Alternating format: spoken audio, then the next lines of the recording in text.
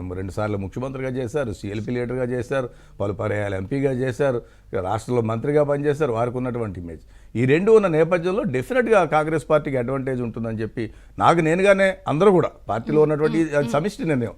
వారు పిసిసి అధ్యక్షులు అనేటువంటిది స్టేట్లో ఉన్నటువంటి సీనియర్ నాయకులు అందరూ కూడా పెద్ద నాయకులు మాకు ఉన్నటువంటి సిడబ్ల్యూసి మెంబర్స్ కానీ పెద్దలు కానీ అందరూ ఆలోచన చేసి తీసుకున్నటువంటి నిర్ణయం. దాన్నే హైకమాండ్ కూడా తీసుకుంది. సో డెఫినెట్గా వాళ్ళని అడ్వాంటేజ్ ఉంటుంది. వచ్చేటువంటి ఎన్నికల్లో సమిష్టిగా పనిచేస్తాం. వారు నేను అంతా మేమిద్దరం కూడా కలిసి నాతో పాటు టీం అంతా కూడా ఉన్నారు. గడిచినటువంటి 14 నెలలు పనిచేశాను నేను పిసిసి ప్రెసిడెంట్గా. ఈ 14 నెలల కాలంలో అంటే షర్మిల గారిని కేవలం ఒక స్టార్ క్యాంపైనర్ గానా, లేకపోతే ప్రత్యక్ష ఎన్నికల్లో ఇప్పుడు వార్తలు వస్తున్నాయి కడప ఎంపీగా పోటీ చేయించే అవకాశం ఉందని, లేకపోతే రాజ్యసభ ఇస్తారని, ఎట్లా ఉండబోతోంది షర్మిల గారి రోల్? అంటే it is up to high command అండి. ఇప్పుడు మనం ఇప్పటికిప్పుడే ఇటువంటివన్నీ చెప్పలేము. ఎందుకంటే ఇంకా ఆవిడ నిన్ననే అనౌన్స్ అయ్యారు.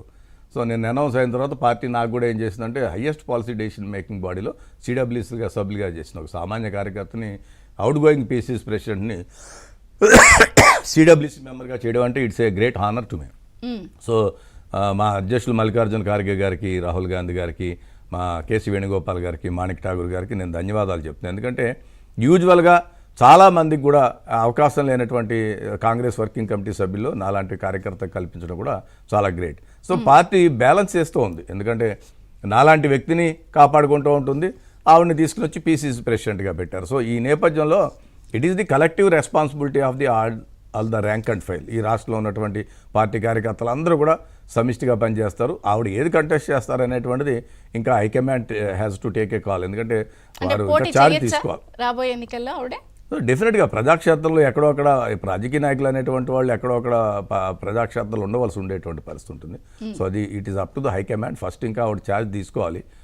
రేపు వారి ఇంట్లో ఒక ప్రైవేట్ ఫంక్షన్ ఉంది. అది అయిపోయిన తర్వాత I think she'll be taking charge. అది అయిపోయిన తర్వాత మిగిలినవన్నీ కూడా ఏమేం చేయాలి ఏంటి అనేటువంటిది హైకమాండ్ నిర్ణయిస్తుంది. కాంగ్రెస్ ప్రెసిడెంట్ ఏది చెప్తే దానికి పార్టీ అంతా కూడా కట్టుబడి ఉంటుంది. రైట్.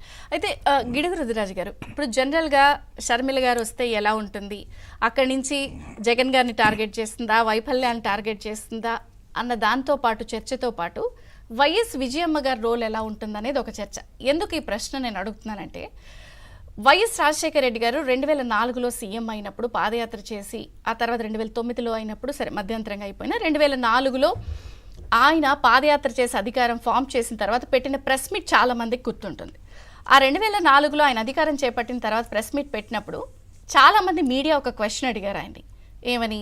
ఇది చాలా సొంత ఇమేజ్తో మీరు పాదయాత్ర ద్వారా చేసి పార్టీని మీరు ఈరోజు అధికారంలోకి తెచ్చారు కదండి, మరి నిజంగా చెప్పాలంటే కాంగ్రెస్ కన్నా కూడా మీకు వ్యక్తిగతంగా చాలా హైప్ అయింది కదా, సొంత పార్టీ ఏమన్నా పెడతారా అన్న ప్రశ్న వేసినప్పుడు మీడియా అందరూ కలిసి వైఎస్ గారిని, నేను ప్రాణం పోయేంత వరకు కూడా కాంగ్రెస్ జెండాతోనే ఉంటాను, ఎప్పటికైనా మీరు అన్నమాట ప్రధాని గారిని రాహుల్ గాంధీ గారిని చేయటమే నా కళ, ఎప్పటికైనా ఇదే నా కళ అని చెప్పినప్పుడు ఆయన తన ఈరోజు మళ్ళీ బాధ్యతలు చేపట్టారు.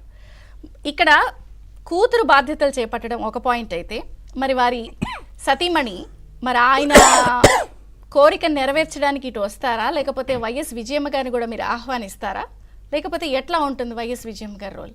అంటే వ్యక్తిగతంగా ఇది ఇండివిజువల్గా కన్నా కూడా ఇది పార్టీ సిద్ధాంతపరమైనది. ఇందాక మీరు ముందు మాట్లాడిన దాంట్లో కాంగ్రెస్ పార్టీ అనేటువంటిది there is a ideological war between 2 political parties.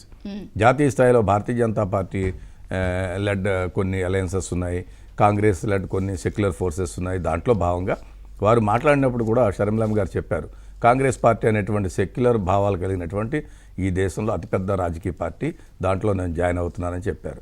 So డెఫినెట్గా ఇందులో మనం వేరియస్ ఇష్యూస్ని చూసుకోవచ్చు. సెక్యులర్ అనేటువంటిది వచ్చినప్పుడు so there is no question of caste, community, creed, ఇవన్నీ అన్ని సర్వమానవాళ్ళకి సౌభ్రాతృత్వంతో ఉండేది, అన్ని మతాలని గౌరవించేటువంటి పార్టీ అనేటువంటిది వారి భావన. రెండవది, ఏనాడు కూడా ఇండివిజువల్ కన్నా కూడా పార్టీ ఎప్పుడు కూడా అబోవ్, ఇండివిజువల్స్ ఎప్పుడు కూడా పార్టీ అబోవ్ అయినా పార్టీ ఇప్పుడు వైఎస్ గారు మీ పార్టీ ఇమేజ్ పెంచాలని ప్రయత్నించారు, వారి అబ్బాయి మీ ఇమేజ్ని తొక్కేయాలని చూశారు.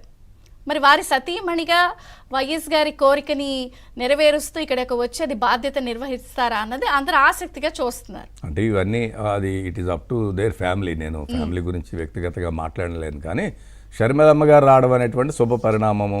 షర్మిల గారి నేతృత్వంలో డెఫినెట్గా కాంగ్రెస్ పార్టీ ప్రజ్వరిల్లుతుంది అనేటువంటిది నా భావన. తర్వాత ఆవిడ కూడా చాలా